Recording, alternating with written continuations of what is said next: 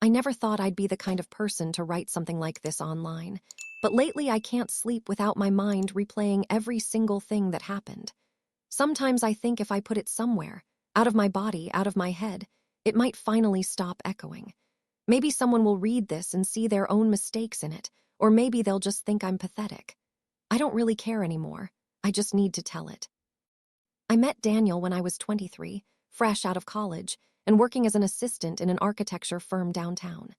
He wasn't the kind of guy I usually noticed. He was quieter, more measured, the kind of man who seemed to be constantly thinking about something he'd never say out loud. He came into the office to pitch a partnership, and I remember thinking he looked like someone who'd never had to try too hard to be taken seriously. Even his voice sounded expensive. It started small, like these things always do.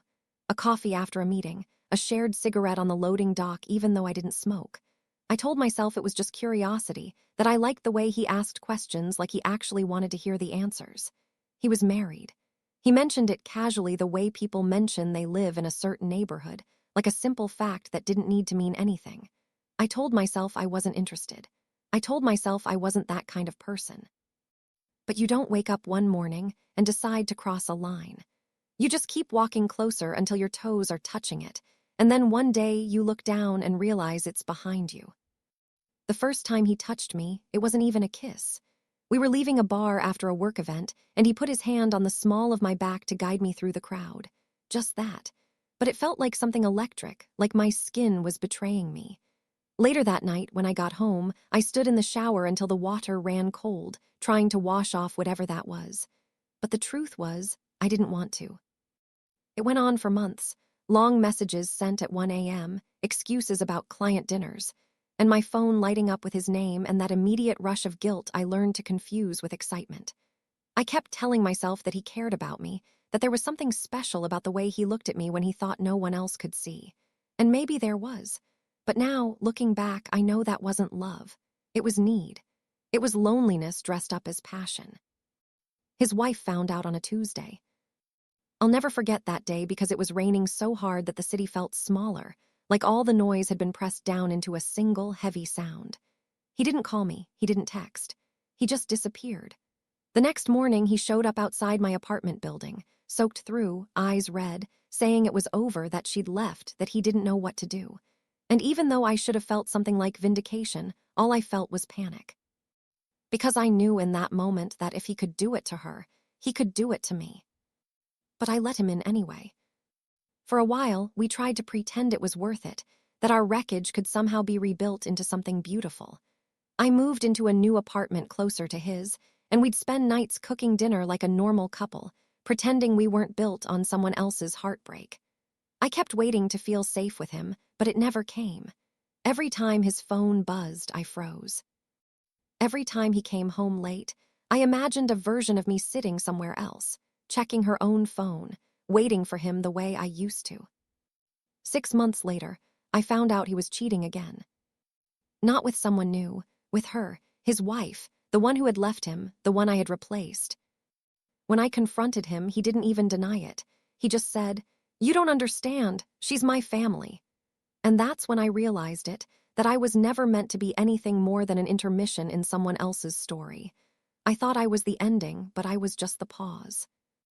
I left that night with nothing but a small duffel bag and my phone charger.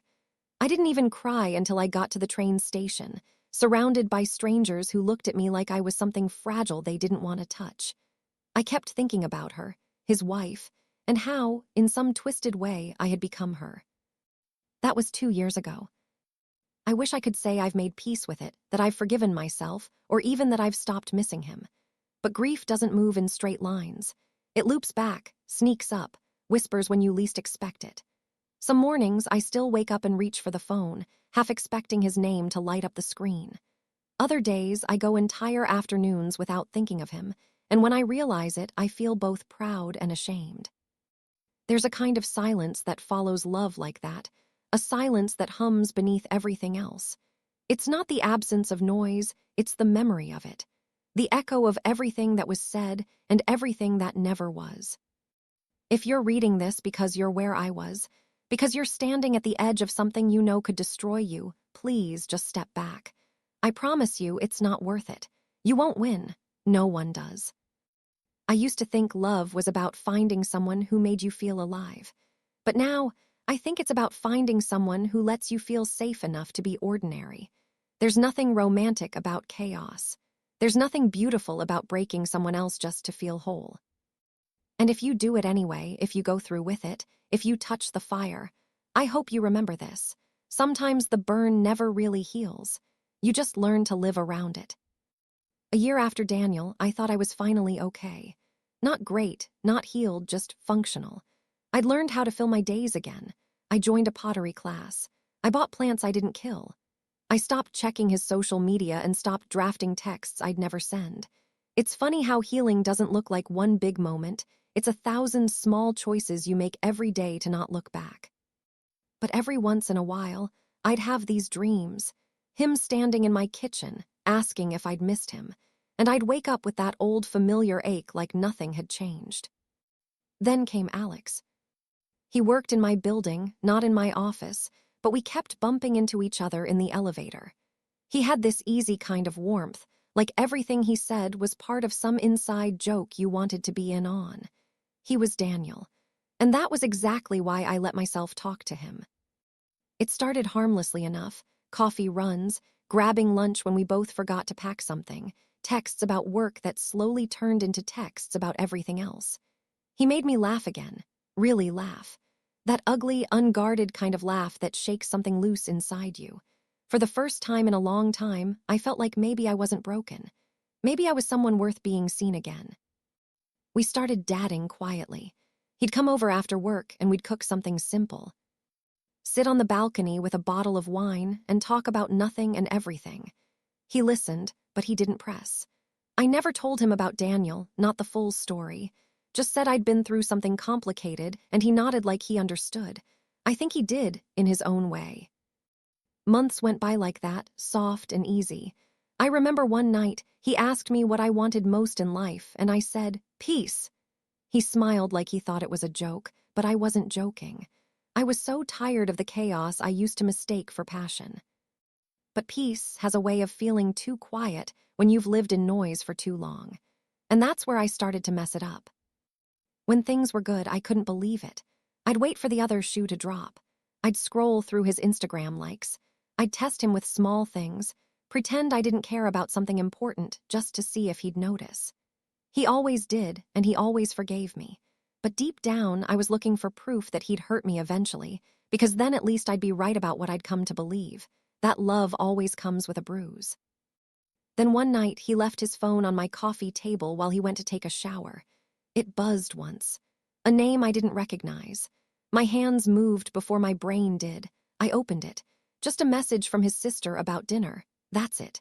But that moment, me sitting there, heart pounding like I'd been caught doing something wrong, I realized I was the one who wasn't ready. I told him a few weeks later that I needed space. He didn't yell. He didn't beg. He just looked at me with this quiet sadness and said, "You deserve to stop running from what hurt you." Then he left. I cried after that, not because he was gone, but because he was right. I'd spent so long trying to undo what Daniel had done to me that I hadn't noticed I built my whole life around avoiding pain instead of actually living. Time passed. I saw Alex sometimes in the lobby or walking his dog outside, and we'd exchange polite smiles like we hadn't once shared everything. But something in me shifted. I started therapy. I stopped romanticizing what broke me. I stopped calling it passion and started calling it what it was, damage. And little by little, the noise in my head got quieter. Last month, I ran into Daniel, of all places at the grocery store.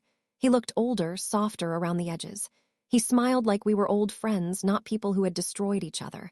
I asked how he'd been. He said, "Good, I think." His wife was with him. She gave me a polite nod, the kind that says she knows exactly who you are and has made her peace with it. When I walked out of that store, I didn't cry. I didn't feel rage or longing. Just this strange, fragile kind of gratitude for all the pain, for all the mistakes, for the fact that I had survived them. Later that night, I sat on my balcony again, watching the city lights blink like stars that refused to fade. And for the first time, I didn't feel like something was missing. I didn't feel like I was waiting for anyone to save me. I used to think love was supposed to hurt, that the deeper it cut, the more real it was. Now I think real love feels like quiet mornings, like laughter you don't have to earn, like finally being able to look at your own reflection and not flinch. I'm not sure if Alex and I will ever find our way back to each other. Maybe we won't, but I do know this. I don't need anyone to make me feel whole anymore. I'm already enough. And if someone's reading this, sitting in their own kind of heartbreak, wondering if they'll ever stop bleeding from it, please believe me. You will. One day you'll wake up and the air will feel different. The ache will still be there, but softer, like an echo instead of a scream.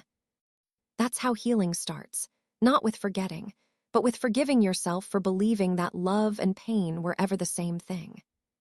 A few months after that night on the balcony, life started to feel like something I recognized again, though it wasn't the same as before. It wasn't the glossy version of healing people post about online with perfect sunrises and green juice and affirmations. It was quieter, lonelier at times, but honest. There were days I still woke up and felt a shadow of the old ache, but I stopped trying to chase it away. I let it be what it was, a memory, not a wound. Work got busier. The company went through changes and I was promoted. It didn't feel like triumph, not exactly, just a kind of confirmation that I was still here, still standing. I went out with coworkers sometimes, learned to enjoy small talk again. I smiled more. I laughed more. And sometimes, when the conversation drifted toward relationships, I stayed quiet, letting others talk about their heartbreaks and betrayals and messy love stories. It's strange how once you've lived something like that, it's almost like you can see it in others. The way someone looks down before they admit they stayed with someone who hurt them, or the way they laugh too quickly when they say they're fine. Alex and I hadn't spoken since that day he left, but I thought of him often, not in that desperate, unfinished way, but with warmth. I wondered if he'd found someone who didn't carry ghosts into every room like I did. I hoped so. I hoped he was happy. Then, one evening in early fall, I was walking home from work when I saw him across the street. He looked different, lighter. He had that same easy smile, but now it came from a place that wasn't trying to hide anything. For a moment, I froze, watching him before he noticed me, and then he did. "Hey," he said when he crossed the street. Just that one word, soft, familiar. "Hey," I said back. We stood there for a beat too long. Two people with too much history and not enough present. The city hummed around us, cars, footsteps, the faint smell of roasted chestnuts from a street cart. And for a moment, I felt suspended between the life I had and the one I almost did. "You look good," he said. "So do you." It wasn't awkward, it wasn't forced, just simple, easy. We talked for a few minutes, about work, about mutual friends, about nothing really. He told me he'd moved into a new place near the park. I told him I'd been taking pottery more seriously and even sold a few pieces at a local market. He smiled like he was proud of me, and maybe he was. At one point, he said, "I think about you sometimes." I didn't ask how often. I didn't need to. I just nodded. "I think about you too." He hesitated, like there was something else he wanted to say, but then he just said, "It's good to see you, really." "You too." We said goodbye and I walked away before I could look back. But halfway down the block, I turned just once, and there he was, still standing there, watching me go. We didn't wave. We didn't need to. Some things are better left exactly where they are. That night, I didn't cry. I didn't spiral into old memories. I made tea, turned on soft music, and sat by the window watching the rain streak down the glass. I thought about how, 2 years ago, I would have seen that encounter as some kind of sign, something to dissect and interpret until I'd convinced myself it meant more than it did. But this time, I let it be what it was, closure, quiet and unspoken. Healing isn't linear. Everyone says that, but no one tells you how true it is. It's not a staircase, it's a spiral. You come back around to the same feelings, the same doubts, the same memories, but every time you do, you're standing a little higher than before. There's still a part of me that believes in love.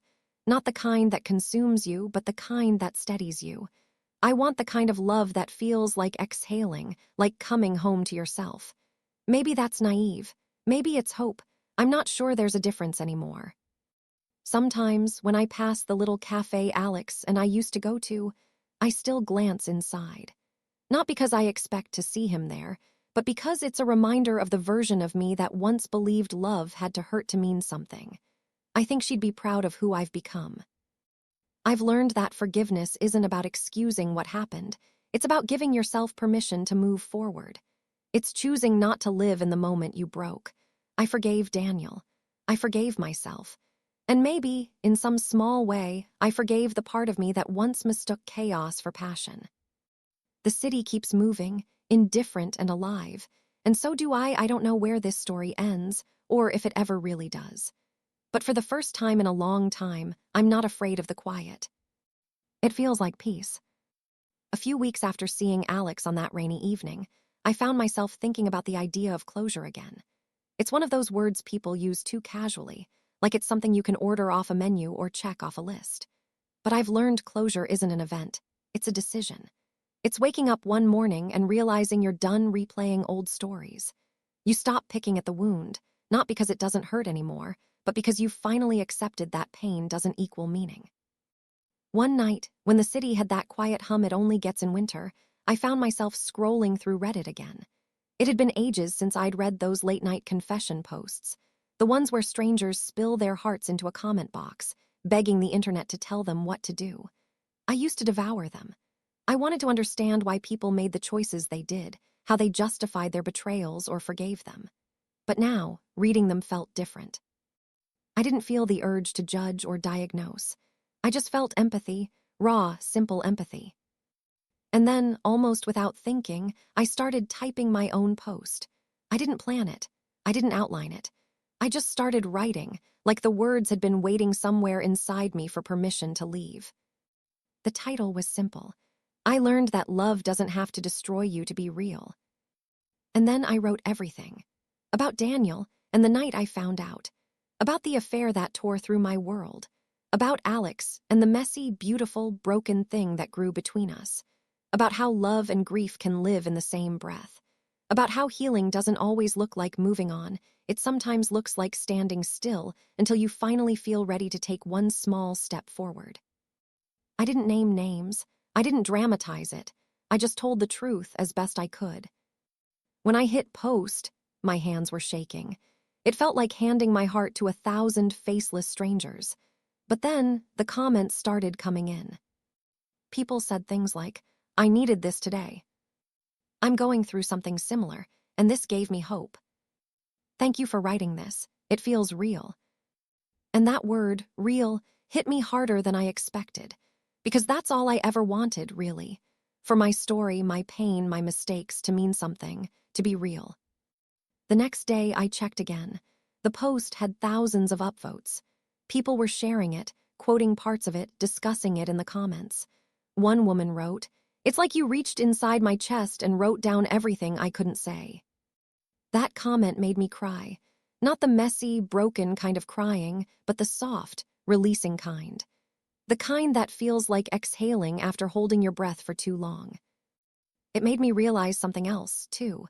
Every terrible, beautiful, confusing thing that happened had led me here, to this moment of connection with strangers I'd never meet. Maybe that was the point all along. Maybe some stories aren't meant to end neatly. Maybe they're meant to ripple outward, finding people who need them. Over the next few days, I started writing more. Not about Daniel or Alex specifically, but about the things that live in the quiet corners of our hearts, the things we don't always say out loud. I wrote about starting over in your late 20s when you thought you had life figured out, about forgiving someone who isn't sorry, about learning to love again without fear. People kept responding. Some messages were heartbreaking, stories of betrayal, of loneliness, of second chances that didn't work out. But some were full of hope. I realized there's a whole world of people walking around carrying invisible heartbreaks, all desperate for proof that they're not alone. It's funny, when you go through something like I did, you think you'll never feel normal again. You think every good thing that happens will always be shadowed by the memory of what went wrong. But one morning, I woke up, made coffee, opened my laptop, and realized I hadn't thought about either of them, Daniel or Alex, for days. I just hadn't. It wasn't that I'd stopped caring. It was that I'd finally stopped bleeding. I don't know what comes next. Maybe I'll fall in love again someday. Maybe I'll mess it up, maybe I won't. But I know one thing, I won't lose myself trying to hold on to someone else ever again. Love should expand you, not erase you. Sometimes I still go back to that post and read the comments. They remind me that even when everything feels ruined, people are resilient. We survive things we think we can't. We rebuild from the ashes of the people we used to be. And maybe, if you're lucky, you learn that heartbreak isn't an ending. It's an opening. I've stopped writing under that account now, but every once in a while, someone messages me to say my words helped them leave a relationship that was slowly breaking them, or that they found peace months later and wanted me to know. I always reply the same way. You did the hard part. You saved yourself. Sometimes I wonder if Alex ever found my post, if he read it and knew it was me. I think maybe he did. And if he did, I hope he smiled, knowing that even though we didn't end up together, he was a part of the story that brought me back to myself. The truth is, I'm not sure there's such a thing as a happy ending. Just continuations, different versions of ourselves learning, falling, forgiving, and trying again. And for the first time in a long time, that feels enough. That night, months after the post had gone viral and my life had settled into something calm and almost unfamiliar, I sat by my apartment window, watching the city's lights blur through the rain. It was the same kind of night I used to dread, the still ones where everything inside me felt too loud, but it didn't feel heavy anymore. The loneliness wasn't sharp, it was soft, like a quiet companion sitting beside me. I thought about everything that had happened, how love had burned through my life twice, leaving behind both warmth and wreckage. I used to believe heartbreak was punishment, the price you paid for trusting too deeply. But now I saw it differently. Heartbreak was proof that I had lived honestly, that I had shown up fully, that I hadn't held anything back. For a long time, I had wanted closure from other people. I wanted Daniel to apologize, Alex to explain, the universe to tell me why love always seemed to slip through my fingers. But now, I realized closure wasn't something you received, it was something you chose. It was that quiet, steady decision to forgive what couldn't be undone and to stop asking questions that only kept the wound open. I poured myself a glass of wine, turned off the lights, and let the city glow through the window like a heartbeat. Somewhere below, I could hear laughter, music, the echo of other lives continuing. There was something comforting about that, the reminder that pain doesn't make the world stop, even when it feels like it should. Life keeps moving, and so do we. A soft vibration interrupted my thoughts. My phone lit up with a message from an unfamiliar number. It read, "I read something that sounded like you. I hope you're okay." No name, no details, just that. For a moment, my chest tightened. It could have been Alex, it probably was. I stared at the message for a long time, the cursor blinking in the reply box. I typed, I hope you are too." And then I hit send. That was it. No dramatic declarations, no attempts to reopen what had already closed. Just two people who had shared something real acknowledging that it existed and that it was over. When I put the phone down, I felt lighter. Not happy, exactly, but whole. Like I'd finally stepped out of a story I'd been stuck inside for too long. I walked to the mirror across the room. For the first time in years, I recognized the woman looking back at me. She looked softer, older maybe, but not broken. Just changed. There were faint lines under her eyes, a calm in her expression that came from surviving something she thought she couldn't. I whispered to her, "You made it." Outside, the rain slowed to a drizzle. The lights shimmered against the pavement like tiny promises. Somewhere, a new song was beginning, faint, distant, but steady. And I realized that maybe love isn't supposed to save us. Maybe it's meant to wake us up, to teach us how to see ourselves, even when everything else falls apart. So I sat there, barefoot and quiet, and let the sound of the city fill the room. I thought about the girl I used to be, the one who believed love was supposed to last forever, and I smiled for her. She didn't know any better, but now I did. Because sometimes, the bravest thing you can do is let go. And sometimes, The most beautiful endings are the ones where you finally come home to yourself.